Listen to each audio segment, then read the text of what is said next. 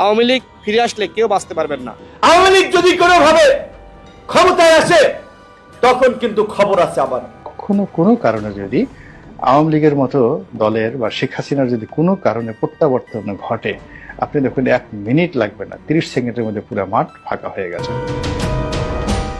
বারংবার বলা হচ্ছে ক্ষমতাচ্যুত আওয়ামী লীগ ফিরে আসলে কেউ বাঁচতে পারবেন না, কিন্তু কেউ কি কখনো ভেবে দেখেছেন কেন রাজনৈতিক ব্যক্তি কিংবা আলোচিত ব্যক্তিগণ এসব কথা বলছেন? এ কথা বলার পেছনে বেশ কারণ রয়েছে বলে অনেকেই মনে করছেন। এবার প্রশ্ন থাকা স্বাভাবিক, কি সেই কারণ?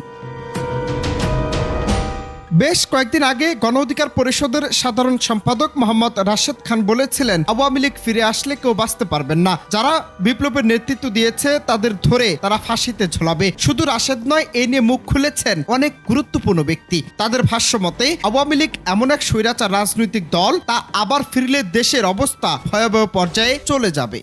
আজকে কোনোভাবেই যদি শেখ হাসিনার পুনরুত্থান ঘটে, অন্তর্বর্তীকালীন সরকারের হয়তো 2-1 লোক যদি ভিতরে যাদের সম্পর্ক রাখেন সেটা বাদ দিয়ে ওই সরকারের তো কেউ রেহাই পাবেন না, আমরা কেউ রেহাই পাবো না। মনে রাখবেন, গণহত্যা ফিরে আসবে, আয়না ঘর ফিরে আসবে। আমরা যারা প্রতিবাদ করেছিলাম বাংলার হিটলারের বিপক্ষে, আমাদের জন্য নতুন নতুন বাংকার এবং আয়না ঘর করা হবে। এটা কাম্য ছিল না। আমরা তো আগেই ভালো ছিলাম। যারা 32 নম্বরে বুলডোজার দিয়ে বলবার চেষ্টা করছেন, এটা মেনে নেওয়া যায় না। তারা জাতিসংঘের 114 পৃষ্ঠার প্রতিবেদন মনোযোগ সহকারে প্যারায় প্যারায় লাইনে লাইনে পড়েন। এই হাসিনা কোন হাসিনা? এই হাসিনা কোন হিটলার? এই হাসিনা কোন রাজবংশের মুসলিনি হয়ে ফ্রাঙ্কো হয়ে ফিরে এসেছিল? এটাই হচ্ছে জাতিসংঘের 2025 সালের প্রতিবেদন। শেখ হাসিনা এবং আওয়ামী লীগের আমলনামা এই 114 পৃষ্ঠার পরতে পরতে লেখা আছে। রাজনৈতিক ব্যক্তিরা বলছেন শেখ হাসিনা পালিয়ে গেছে, তবে ফ্যাসিবাদ এখনো পালায়নি। সরকারের সমস্ত সেক্টরে আওয়ামী লীগের দোসররা বসে রয়েছে। হাসিনা পালিয়ে গেলেও তার প্রেতাত্মারা বাংলাদেশে রয়ে গেছে। যতক্ষণ না নির্মূল হচ্ছে ততক্ষণ লড়াই চালিয়ে যেতে হবে। বিশ্লেষকরা বলছেন একটি অধ্যায় কেবল শেষ হয়েছে, হাসিনার পতন। এখন অবধি নতুন বাংলাদেশ বিনির্মাণ করতে না পারা যায়, তাহলে সামনে মহাবিপদ। ফ্যাসিজমকে আমরা ধ্বংস করি। হাসিনা পালিয়ে গেছে, কিন্তু ফ্যাসিবাদ কিন্তু পালিয়ে যায়নি। এখনো পর্যন্ত প্রশাসনে, পুলিশে, র্যাবে, বিজিবিতে, সরকারের সমস্ত সেক্টরে, প্রশাসনের সব জায়গায় কিন্তু এখনো পর্যন্ত আওয়ামী লীগ বসে রয়েছে।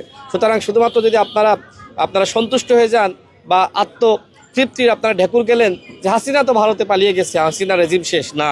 হাসিনা পালিয়ে গেলেও হাসিনার প্রেতাত্মারা এখনো পর্যন্ত বাংলাদেশে রয়েছে। যতক্ষণ না তারা নির্মূল হচ্ছে, আমাদের সংগ্রাম জারি রাখতে হবে। তাহলে কি আমরা দুদিন পর পরে রাজপথে নেমে তাদের মোকাবেলা করব? রক্তের গঙ্গা বয়ে যাবে, রক্তের হোলি খেলা শুরু হবে, আর আপনারা উপদেষ্টা হয়ে সেখানে বসে বসে সেগুলোকে উপভোগ করবেন? আমাদের গোয়েন্দা সংস্থার যে মশাইরা আছেন, এনএসআই এর মশাইরা, এসবির মশাইরা, ডিজিএফআই এর মশাইরা, আপনারা কি করছেন? আপনারা কি নাকে তেল দিয়ে ঘুমাচ্ছেন? আপনারা কি মশা মারছেন না ঘাস কাটতেছেন? সরকারের উপদেষ্টা, মাননীয় উপদেষ্টাদের প্রতি আহ্বান জানাবো যে এই ব্যর্থতা কিন্তু আপনাদের। আপনারা কিন্তু প্রকারান্তে দেশ চালাতে ব্যর্থ হচ্ছেন। আজকে কোনোভাবেই যদি শেখ হাসিনার পুনরুত্থান ঘটে, অন্তর্বর্তীকালীন সরকারের হয়তো 2-1 লোক যদি ভিতরে যাদের সম্পর্ক রাখেন সেটা বাদ দিয়ে ওই সরকারের তো কেউ রেহাই পাবেন না, আমরা কেউ রেহাই পাবো না। ইতিমধ্যেই আওয়ামী লীগের লোকরা হত্যার মতো জঘন্য কাজও করেছে। গোপালগঞ্জে, নরসিংদীতে বিএনপির 2 ছেলেকে হত্যা করা হয়েছে এই কয়েকদিনের, মানে তার পতনের পরপর। এবং এটার পিছনে স্বয়ং বাইরে থেকে যে দেশে আশ্রয় নিয়েছেন শেখ হাসিনা, সেখান থেকে তার নির্দেশনাগুলো আমরা প্রতিনিয়ত সেটার আমরা ভাইরাল আমরা দেখতে পাচ্ছি।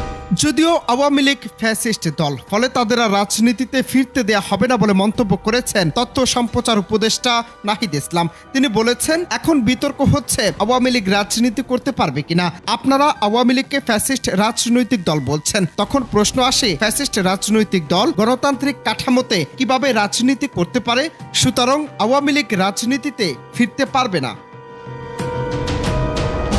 এই মুহূর্তে শুধু রাজনৈতিক ব্যক্তি নয়, বরং অনেক বিশ্লেষকও মনে করছেন দেশের রাজনীতিতে শুধু কোনোভাবে যদি আওয়ামী লীগ ফিরতে পারে, তাহলে একদিকে যেমন হবে অস্থিতিশীল পরিবেশ, সেই সাথে দেশ জুড়ে চলতে পারে গণহত্যাকাণ্ড। যার কারণে শুধু রাজনৈতিক দল নয়, বরং সাধারণ মানুষও চায় না যে স্বৈরাচার দেশ থেকে বিতাড়িত হয়েছে কোনোভাবেই আর সেই স্বৈরাচার এই দেশে ফিরে আসুক। অনন্ত হাসান মাসুদ, বাংলা টিভি, ঢাকা।